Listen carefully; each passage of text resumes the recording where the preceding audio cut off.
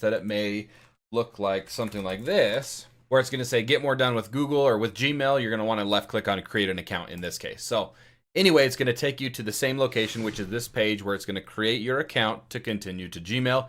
You're going to want to have a first name, last name. You're going to want to come up with a username. This is what you're going to have to provide to somebody so they can send you emails. And then, of course, you're going to want to have a password that is at least 8 or more characters with a mix of letters, numbers, and symbols. For today's demo, let's just punch in some information here. Now, this is where things can get not necessarily tricky, but you may have some trial and error here because when you type in a username, it may or may not be available. So this one, because it's unique enough, it is certainly available.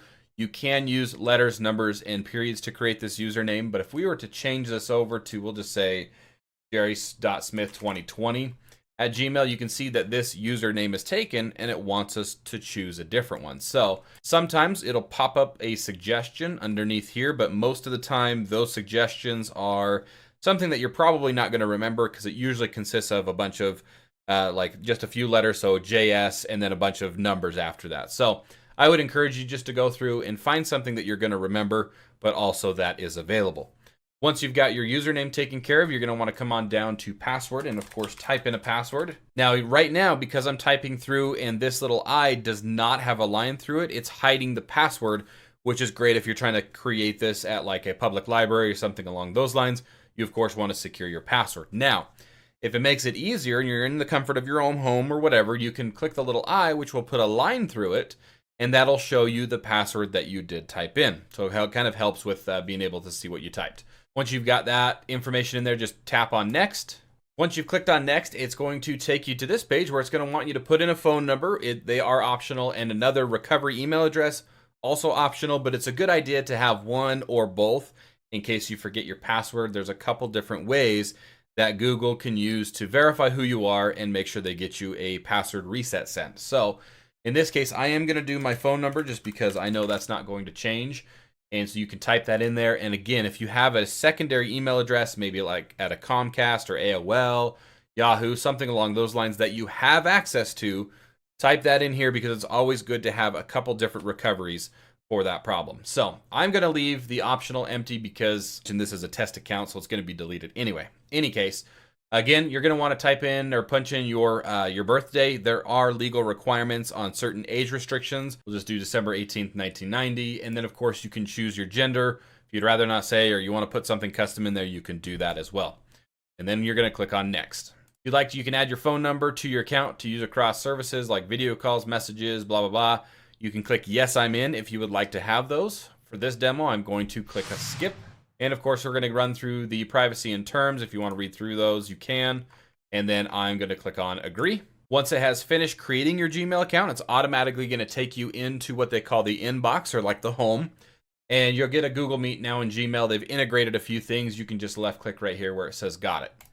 Now from here, just kind of a quick overview of the user interface.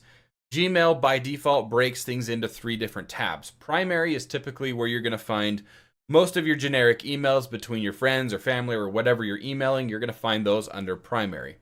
Social are going to be things like Facebook, as you can see right here, or Manscaped. If you want to do some Manscaped stuff, you got that as well. But most of your social media stuff is going to fall under these. There are going to be some ads. And then, of course, the third one is promotions, marketing, all that good stuff is going to fall under the promotions tab.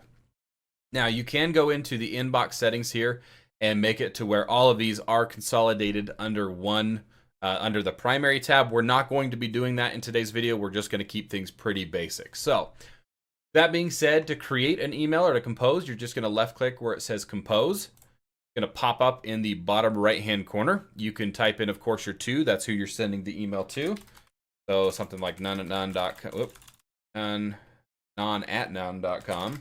Subject, of course, everybody by now should know what the subject is of a Gmail. So we'll just say new email account.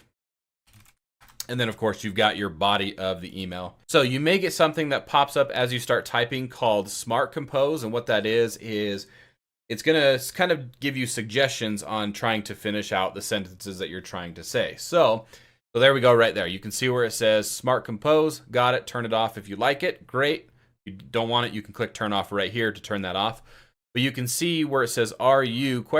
Is kind of in a gray format, and you can just hit tab to finish that off, or you can click on feedback to give it some extra feedback. So if we just hit tab, it finishes that sentence for you. Moving on, down here at the bottom, you've of course got your formatting options. You've got attaching files, insert links, insert emojis. These are where you're going to kind of spice up the email or add things, attach things to the email.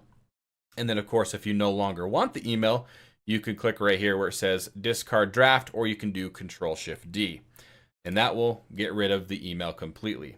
But now what if you wanted to create an email and save it as a draft because maybe you're not quite done with it?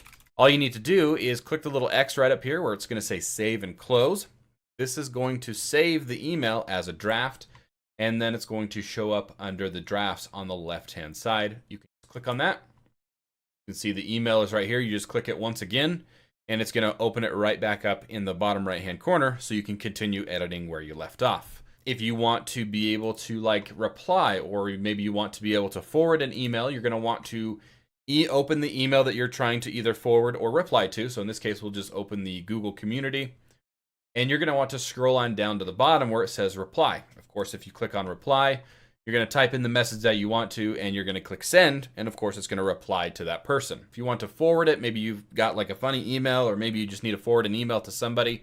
Click on forward, type in who it is. So none@none.com. It's going to automatically put the email in there, of course, because it is a forward, and then you can click on send once again. Now, if you want to delete some emails, going back to the inbox, you can put a little checkbox, and then you're going to want to click on delete, and that's of course going to delete it, which they will stay in the trash can for 30 days, and then Gmail will automatically delete it. Or if it is a spam email, you can check the box and report it as spam. So that's just a quick overview on how to create a brand new Gmail account and use some of the basic tools under